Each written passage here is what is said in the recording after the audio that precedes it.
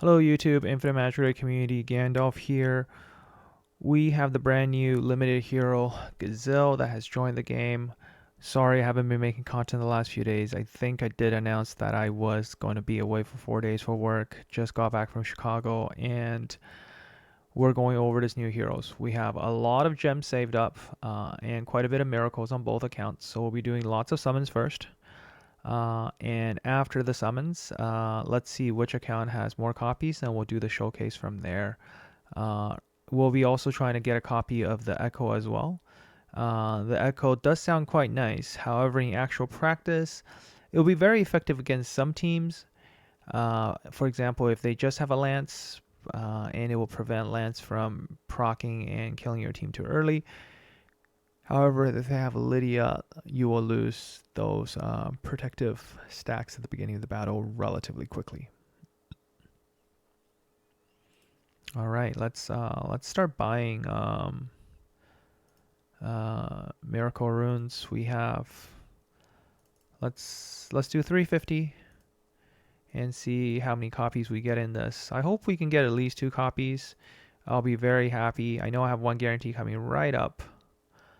Right now, real soon, and we hope to get another one early enough.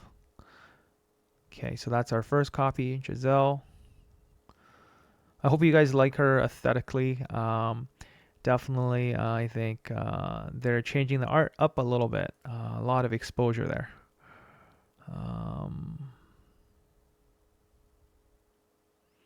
So maybe I don't know. Are people interested in wife? Oh, ooh, that is super early. Okay, Magdi. I would love to have a Magdi on my other account. I wish I have this kind of luck on the other account, but this means we have guaranteed E1, which is very exciting. All right, 102 more. Let's just skip right through it. I know there's going to be a lot of summons, and we'll need to go into the kit and build her out very quickly. So let's just skip fast forward. I'm gonna, kill the suspense, and we're gonna sum straight up. Let me know if you think I will be able to get to E2 on one or the other account. I would love to be able to pull 3 copies, but I'm happy with the fact that we're gonna see 2. Okay, double Magdi over here, so we're gonna have to go all the way for the last one. And we might just stop here on this account.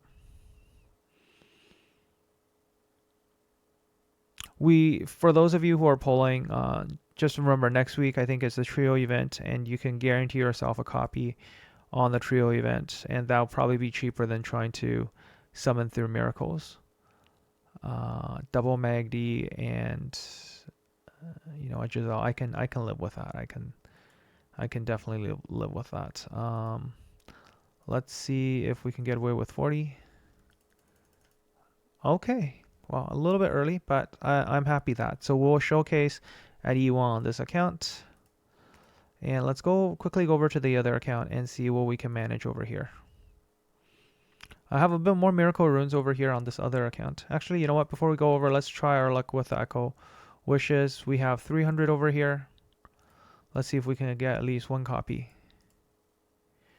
of the Echo. The Echo's really nice. I think it's very situational, however, though.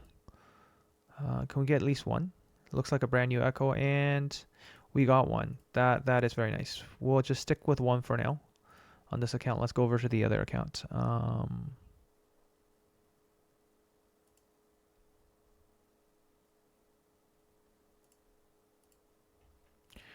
All right. Let's stock up our summons. And over here we have a little bit more. Let's do like 395 or something. Currency store. I think in the arena store I can get a little bit more. Event store is also up, so let's grab another 10 here. Okay, that's a lot of summons. Can we get 2 copies? Sorry, 3 copies over here in 741, guys. But I need to go all the way from pity, so lots of summons. We will blast right through this. Fingers crossed. A lot of summons pulled. But you know, last time on this account, you guys saw how horrible the luck was on first day. But hopefully, you know, our luck gets a little bit better. Okay, that's not something we need. That's a bad start from. I just want one copy of Magdi on this account, so getting a copy of Magdi will be a win as well. But having to go so deep is brutal. Okay, double Zora. You know, this is not very convincing to have, you know, streamers pull so many and get to hard pity almost every time. Last time I changed my name to Gimme Muron, right? Should I say just Gimme Giselle? I don't even know anymore. Maybe it got too good of luck last time with the Muron summons, if you guys remember that. So we have our guarantee first copy now. Okay, yes, we got Giselle. Okay, good. Okay, and you have to do the animation. You can't skip it. The animation does look pretty cool. That's the first copy. Can we get one more? We got 2 Zora back to back. That's just horrible. And it's making me go hard pity all these times. And this doesn't feel good at all. What did I get? Are you kidding me? Are you kidding me? Okay, I got an IMR candle in there in between. And I got another Zora. Wow. The game really doesn't like me. There's insufficient runes. We literally got one copy from 700 and 700 or so summons. I still haven't got a single Magdi yet. Okay, there we go. We got 2 copies over here as well. Let's see if they will force me to Okay, that's first time seeing an early one. Okay, nice. Let's keep going and see if we can get one more. It is a decent echo, so. Okay, that's 2. Back to back. At least echo's kind of making up for it. Last time we had the Muron summons, it was just dreadful. Okay, we'll do the one last one, see what we get. And we got 3 back to back. Okay, I guess the echo kind of made up for it. We got 3 copies of the echo there. So third one will take us to 2 basic damage stacks. And we have 2 copies of 2 copies here for her, and we got 3 copies of the echo. So we'll take a quick pause and we'll come back with her build. All right, we're back with Giselle, somewhat built. If we look at her kit, I put the best set of Devouring I had on her, pretty much my standard set from Little Jack that's being shared around. Almost 200 mastery and 47k attack. In my mind, from a build perspective, what you're really looking for is just simply attack and mastery. Now, you could try to build her fast enough to go ahead, but in a PvP situation, pretty much everyone's rocking a E3, and basically she will immediately get a turn when the enemy attacks your entire team all at least once, and furthermore, you're already applying all the damage reduction from turn 1, so that doesn't really matter too much from a speed perspective. It's all about attack and mastery. Just make sure she's not too slow. Effective hit, a lot of it can come from mastery. So if you're at, I think, 200 mastery, which a lot of end game player will have no problem hitting, I believe you'll fully be able to take advantage of exclusive 1, which allows you to convert over 200 mastery into 120 effective. So sorry, 240. You need 240 mastery to convert over here, but that will give you plenty of effective hits so that you will be able to stun the enemy. You have 30% base chance, and it goes up to 45%. So 200 to 300 effective hit easily, stunning very reliably using the thirds in the last skill, and you should have no problem whatsoever landing poison dots onto the enemy, each having, the chance is around 70. Without exclusive one, you might have a little bit of challenge landing a lot of her poison dots just because they are quite effective hit dependent. That's why they put in the exclusive one to boost your effective hit so it's no longer an issue. Exclusive 2 is where she starts getting cooldown when every time 10 layers of poison is inflicted. Now this counts as both. Her special type of poison, also poison from your regular allies. So when every 10 layers are applied, she's going to be able to get cooldown on her skills, which means things like Haunting Hand can be spammed quite frequently. And by default, whenever your allies make a turn, the Fright Impact will also automatically cast.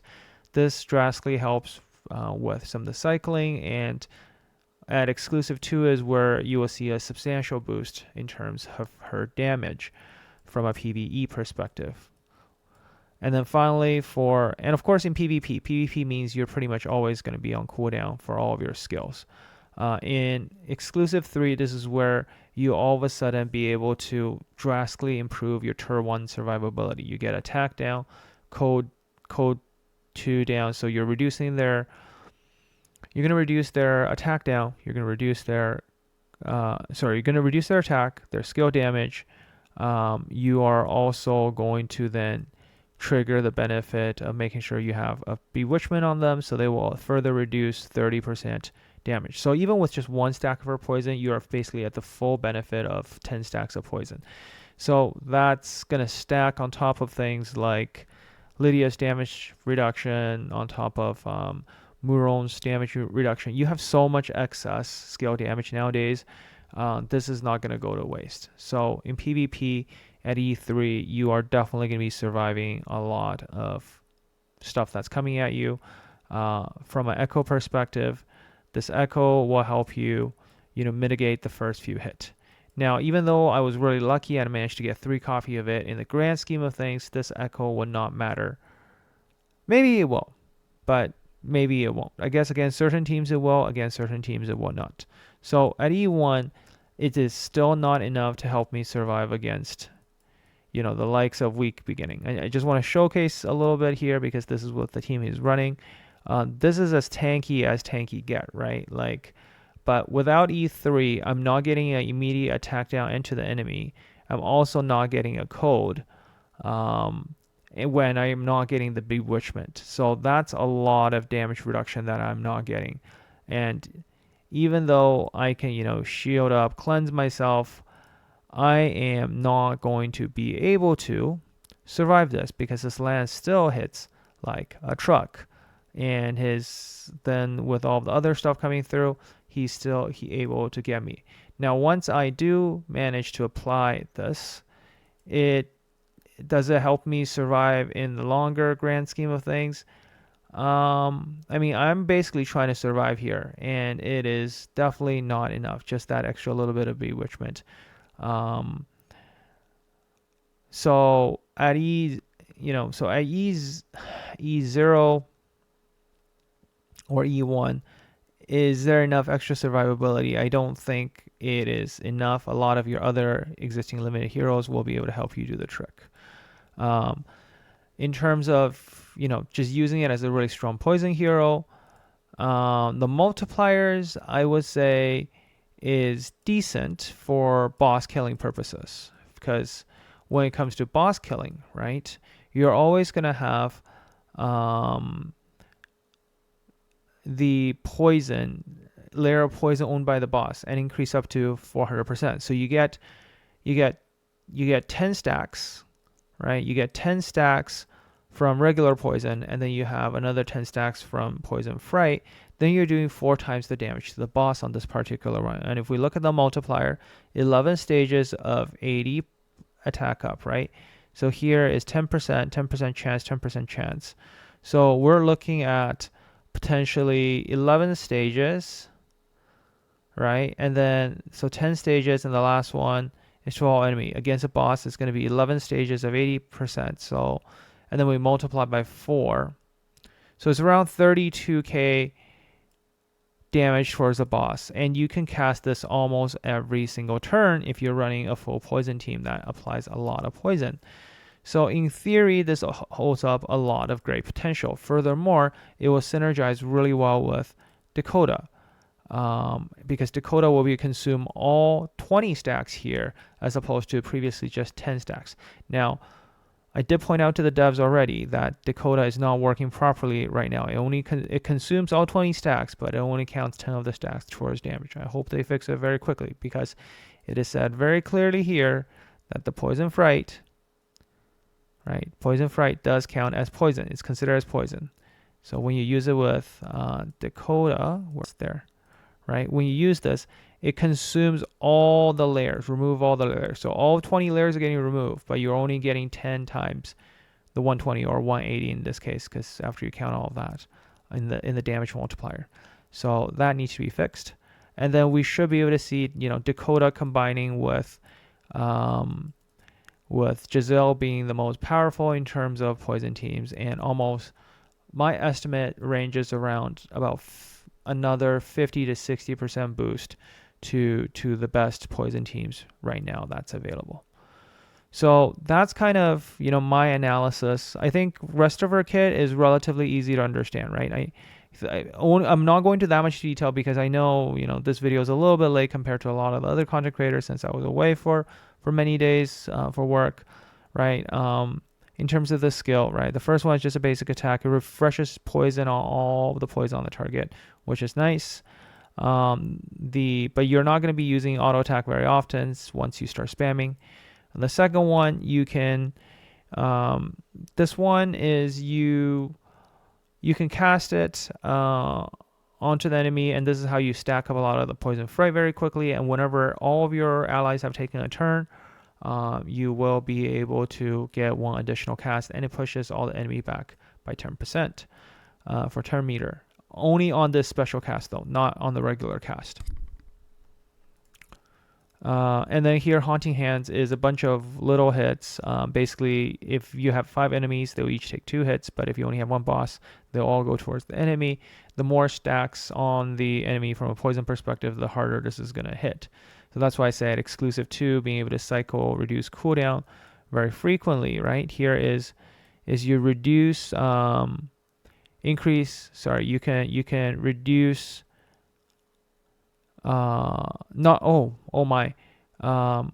when is pursued, there's a 100% chance, and when she pursues, triggers 1 poison layer will be reset when the turn begins. So yeah, if people are pursuing attacking her, she's going to trigger poison damage as well, which is really nice. But here, really, it's, every 10 turns is all of the skills by cooldown 1. So really, every turn, if you do like 20 layers across your entire team, you're going to basically be always at spamming Haunting Hands, which is going to be super powerful for your poison teams if you can get that many layers on consistently. And I think you should be able to, right? During the waves, she's like, what I see is she pretty much have all the stuff on cooldown. Anyways, all right. I hope you found the guy showcase a little bit more helpful. I'll do a little bit of just quick comparison here, so you get a sense of the damage. In Wuthering Coast, Battle Test, I was like messing around with a little bit, right?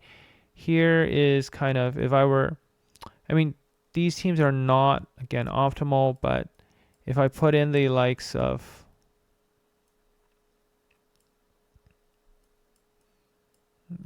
Decora's not working properly. So let's just compare kind of a base scenario here, right? Here's the E1 comparison. And I said the E1 comparison is not that too exciting, simply because the cooldown reductions are not happening.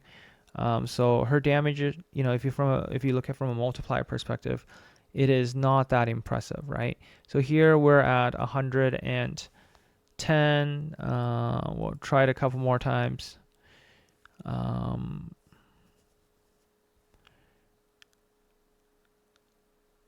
like she's doing majority of the poison damage, whatnot. Quickly do one more.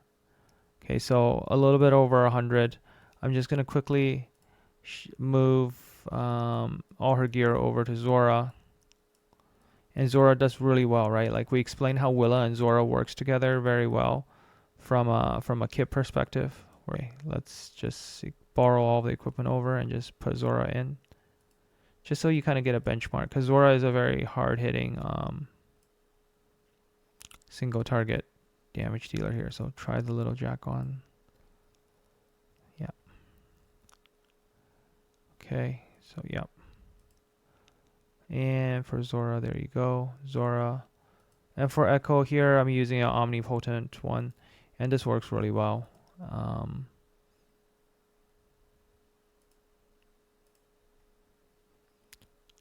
So just to put things into comparison battle test, we will put Zora.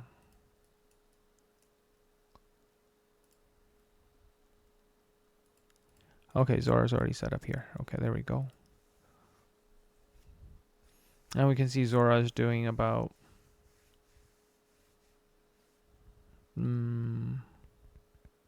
see how much damage Zora does. So Zora does a little bit more, right? Like it's kind of on the comparable basis. Zora's maybe doing 10% more. Of course, the Zora is, you know, fully echo stat wise, it looks just a little bit higher. But like I said, E2 is really where the damage starts spiking. I'm not even going to bother to go to the other account to show. The damage is not impressive whatsoever at E1. So we'll wait until next week, next Thursday, when I get one more copy, and I'll show you guys what E2 looks like.